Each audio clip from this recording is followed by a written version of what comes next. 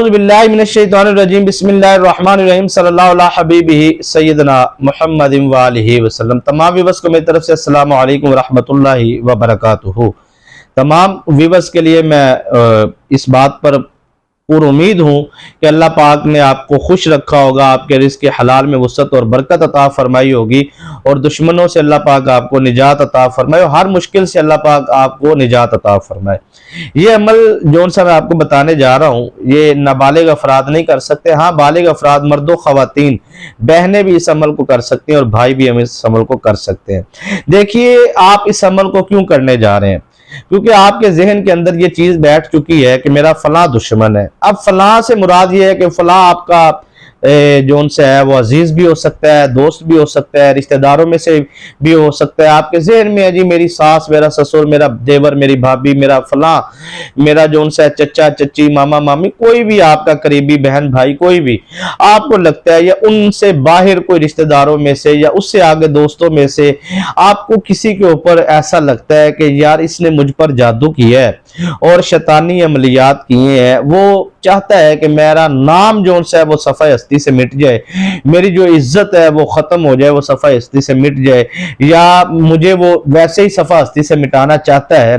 तो मैं ये कहता हूं कि कोई भी ऐसा दुश्मन, कोई भी वो आपका चाहे करीबी है, अगर उसने शैतानी अमलियात का सहारा लिया है, अगर उसने जादू का सहारा लिया है, तो फिर वो ज़ाहिर बात है काबिल माफ़ी तो है नहीं कि आप जो उनसे है उसको बिल्कुल हमें शरीयत इस बात की इजाजत देती है कि अगर आपके करीबी ने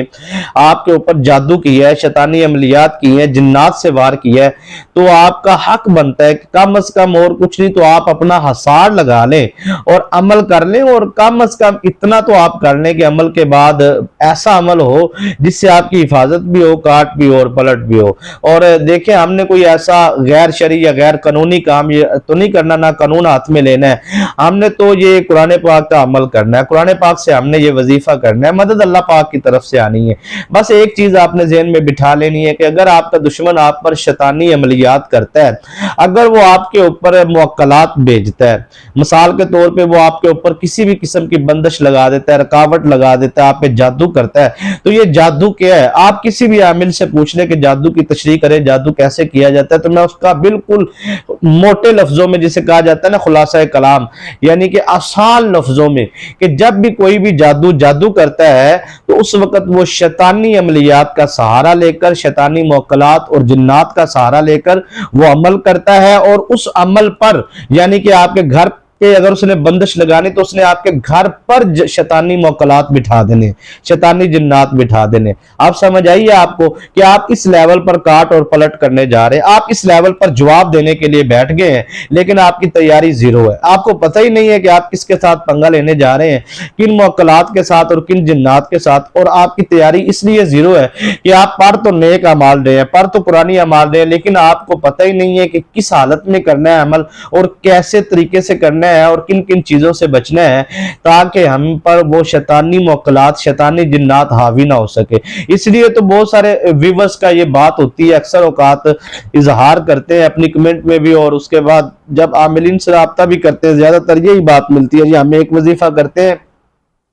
10 मुसीबतों में, 10 आजमाइशों में, 10 मुश्किलों में मजीद फंस जाते हैं। हम एक अमल करते हैं जी तो हमें और ज्यादा यानी कि रुकावटों का सामना करना पड़ता है। तो वो इसलिए आपको सामना करना पड़ता है क्योंकि आप अमल को पूरा समझ के नहीं करते। इसलिए आप कोशिश करें अपनी रूहानी निस्बत, रूहानी ताल्लुक एक जगह पे कायम करें ताकि आपको जहां से भी फैज मिले, जहां से भी नसीहत की बात मिले, जहां पूरी बात सुनने समझने को मिले, आप वहां पर रुक जाएं। आप किसी जगह पे ब्रेक तो लगाएं, अपनी किसी जगह पे रुक तो जाएं आप, तो कम अज कम आप जो उनसे है समझने की कोशिश करें कि कोई आपको, अब मैं पूरी गुफ्तगू के दरमियान अगर आपको इस अमल के फजाइल बताना शुरू कर दूं तो मेरे पास इतने वाकयात तो हैं जितने मतलब कि मैं आपको कई मिनटों तक, घंटों तक लेके चल सकता हूं वाकयात के ऊपर। और उसके बाद मैं जो उनसे इस अमल के फजाइल बयान करूं तो फिर भी आपको मैं पूरा टाइम फजाइल के ऊपर और एंड पे जाके वजीफा बता दूं। लेकिन मैं आजकल जितनी भी वीडियोस बना रहा हूं, हमारा दूसरा चैनल है रिज़्क़ हलाल में बरकत के लिए, कर्ज से निजात के लिए दूसरा चैनल है रूहानी वज़ाइफ हमदमी।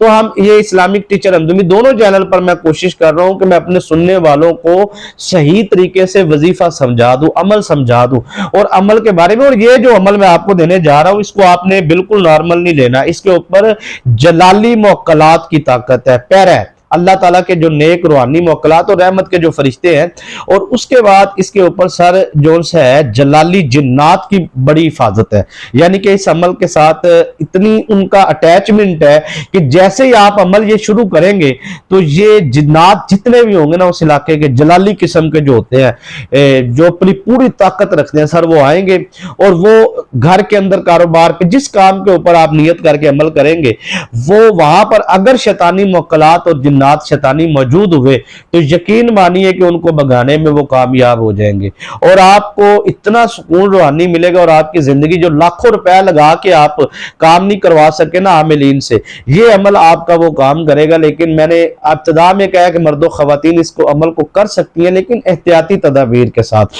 आपने सर इस अमल को किसी भी दिन शुरू करें,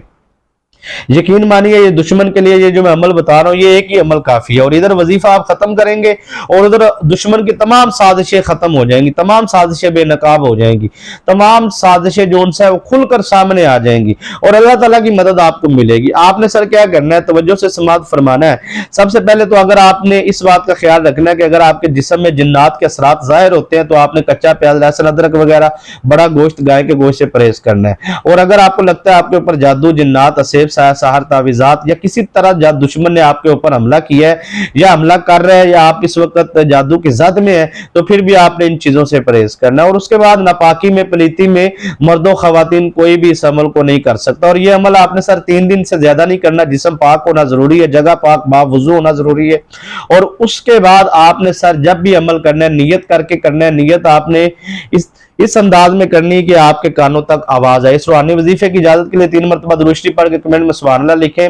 और दुरूद शरीफ की खास दुआ में अगर आप शामिल होना चाहते हैं तो अपना मकसद कमेंट करें, इंशाल्लाह आपको दुरूद शरीफ की खास दुआ में शामिल किया जाएगा। चैनल को सब्सक्राइब नहीं किया जरूर करें, साथ लगे बेल आइकन के बटन को प्रेस करें ताकि नई आने वाली वीडियोस को नोटिफिकेशन आपको मिलता रहे। तो सर आपने इशा की नमाज के बाद आपने बैठ जाना है और आपने 2 रकत नफल नमाज सलातुल हाजात अदा करने के बाद आपने ये नियत करनी है कि मैं नियत करता हूं या नियत करती हूं मुझ पर जो जादू किया गया, करवाया गया, मैं उसकी काट पलट करती हूँ, या फलां बिन फलां दुश्मन ने मुझ पर, या जो भी आपका मकसद है उस मकसद को आपने बयान करना है और उस दुश्मन की आपने नियत करनी है। दुश्मन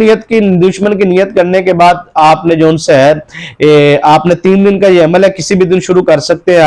आपने 733 मरतबा पढ़ना है तरमीहिम बिहिजारतिम मिन सिज्जील, ठीक है जी, गर्क कर फला बिन फला को। ये कुरान पाक का 30वां सिपारा, आखिरी सिपारा है। उस सिपारे की सूरह फील की एक आया मुबारक है छोटी सी, तरमीहिम बिहिजारतिम मिन सिज्जील गर्क कर फला बिन फला को। वो फला बिन फला पर आपने दुश्मन और दुश्मन की वालदा का नाम लेना है, ठीक है सर।